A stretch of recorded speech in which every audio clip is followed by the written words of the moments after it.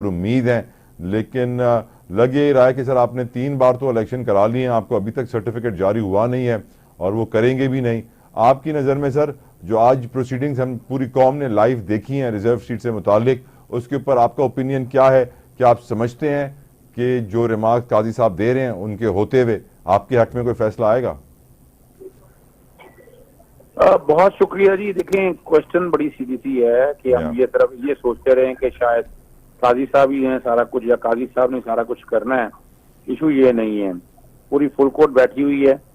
मैंने तो वैसे सजेशन यही दी थी कि काजी साहब वाले बेंच के अंदर उन पर एतराज उठाया जाए, लेकिन वो नहीं माने और ये शायद यही मेन वजह है। लेकिन वो एतराज़ा तो हम उठाते रहेंगे और वो अपनी जगह चीजें चलती रहेंगी। लेकिन एक सवाल बड़ा सीधा सा है, बड़ा सीधा सा क्वेश्चन ये है कि जो पार्टी का जो सिंबल दिया गया है ना, वो आइन के आर्टिकल 17 के तहत वायलेशन है।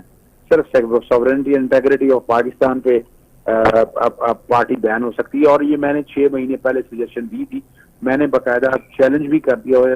लाहौर हाई कोर्ट में लार्जर बेंच बना हुआ है।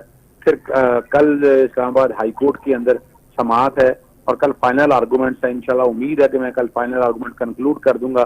तो उसमें देयर इज एवरी पॉसिबिलिटी कि सेक्शन 215 जो है जिसका पार्टी सिंबल लिया गया है वो आइन से मुतसादम करार हो जाएगा। तो जब वो मुतसादम करार हो जाएगा तो पार्टी जो है ना पाकिस्तान तहरीक इंसाफ अपनी जगह पर वापस आ जाएगी। ठीक, वापस आ जाएगी तो भी लेना यकीनन आज बहुत सारे लोग अदर साहब आज बहुत सारे लोग इंडिया के इलेक्शंस को डिस्कस कर रहे हैं। मैं आपसे इससे जुड़ा हुआ एक सवाल पूछना चाहता हूँ। इस खित्ते में सर अगर हम जमहूरियत पे नजर डालें तो हमें मालूम पड़ता है कि सर चीन में पूरी जिंदगी लगता है कम्युनिस्ट पार्टी ही आने वाले वक्त में रूल करेगी। हम अगर बात करें बांग्लादेश की तो तारीख में सबसे ज्यादा वक्त वजीर आजम रहने वाली खातून हसीना वाजिद हैं, शेख मुजीबुर रहमान की बेटी हैं।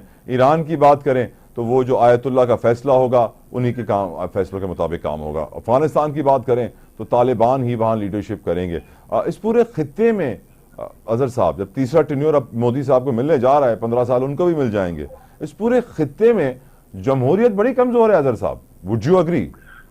नहीं, देखिए इसमें तो कोई शक नहीं, लेकिन पाकिस्तान में जिस हालात में हमने हालात बना दी है ना, वजह क्या है कि यहाँ जो नॉन स्टेट एक्टर कह दें आप, या वो ताकतें जो हैं वो इस मुल्क को जब तक कंट्रोल करती रहेंगी अपनी सियासत के हवाले से, तो पाकिस्तान में वो पॉलिटिक्स उस तरह बिलोगत नहीं कर पाएगी, उस तरह फ्लरिश नहीं कर पाएगी।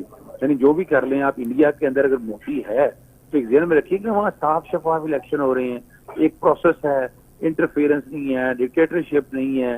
बांग्लादेश ने एक वक्त गुजार लिया, लेकिन उसके बाद हमने देखा कि जब वहाँ जहाँ जमहूरियत बहाल हुई तो लोगों ने अपना राइट इस्तेमाल करना शुरू कर दिया और यही वजह है कि वहाँ लोग रह रहे हैं। पाकिस्तान शायद वाहिद एक ऐसा खिता है कि जहाँ हालात ही कुछ और हैं, कि जहाँ आपके बस में है कुछ नहीं, और यही वजह है। और अब तो इमरान खान का कम से कम क्रेडिट ये है कि उसने बहुत सी चीजें सारी सामने रख दी हैं। अब तो चीजें सामने आ गई हैं, उसका नतीजा तो आपको निकलेगा। मैंने आपको पहले भी कहा था कि ईद से पहले इमरान खान साइफर से बरी हो जाएंगे, वो हो गई। अब दूसरा मामला जो है वो इद्दत वाला मामला है। इद्दत वाले मामले में क्या हालात बनते हैं, किस तरफ जाते हैं, वो डेट बहुत लंबी डाल दी है।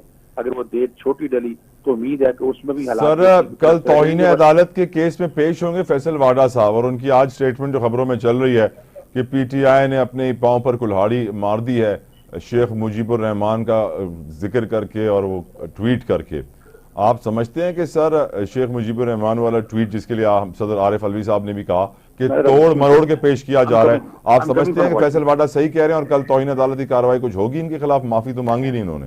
देखें, एक बात तो बड़ी वाज़ेह है, फैसल वाडा ने तो without any doubt he has committed A contempt of court. जो लफ्ज इस्तेमाल किए हैं और उसमें तो उनकी बचत नहीं होनी चाहिए। और ऐसे लोगों को तो फिक्स करना चाहिए कि जो ये जो बाउंड्री लाइंस हैं, जो लिमिट्स हैं, इसको वायलेट करते हैं।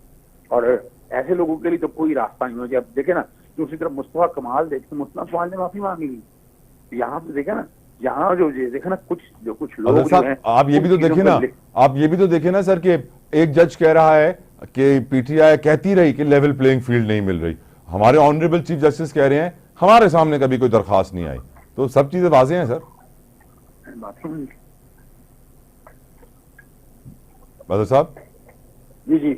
मैं समझता हूं कि सब चीजें वाज़ेह हैं। एक जज यही कह रहा है कि लेवल प्लेइंग फील्ड नहीं मिलती थी, पीटीआई काफी आवाज उठा रही थी। ऑनरेबल चीफ जस्टिस कहते हैं हमारे सामने तो कोई दरखास्त नहीं आई।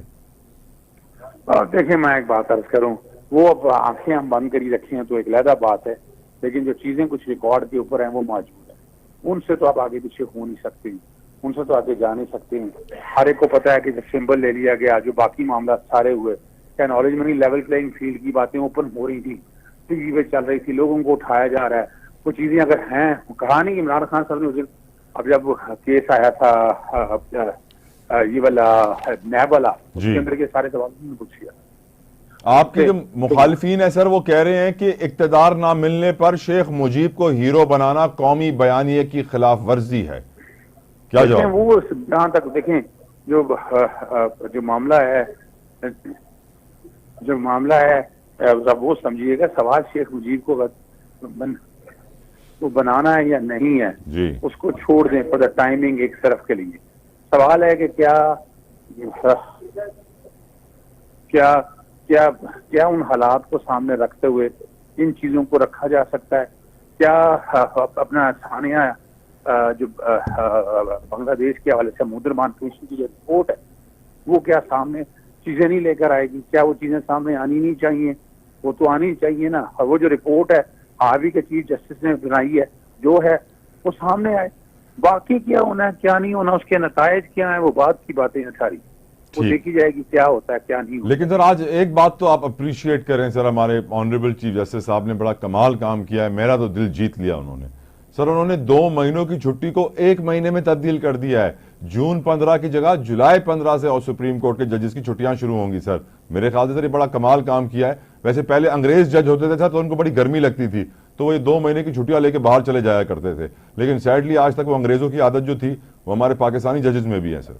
हमने देखे वो आदत है या नहीं है, सवाल ये नहीं है। हमने तो देखा है कि यहाँ अगर आप छुट्टियां ना भी करें तब हमारा क्या हाल है। आप हालात यहाँ से अंदाजा लगा सकते हैं कि जो पोजीशन सारी है, अगर उसको समझें आप जी कि मैं तो नहीं समझता ये छुट्टियों वाला को, मैं तो इसे इतने ऐसा काम करते हैं तो छुट्टियां तो होनी चाहिए, मैं नहीं समझता। और चले उन्होंने किया है वो ठीक किया होगा अपनी जगह। वैसे आपसे ये भी तो देखे ना, 2 महीने की छुट्टियां या बच्चों को स्कूल में मिलती हैं या ऑनरेबल जजेस को मिलती है, मुल्क में और किसी को नहीं मिलती सर। बच्चों को मिलती है स्कूलों में। जी हाँ सर, बच्चों को मिलती हैं और ऑनरेबल जजेस को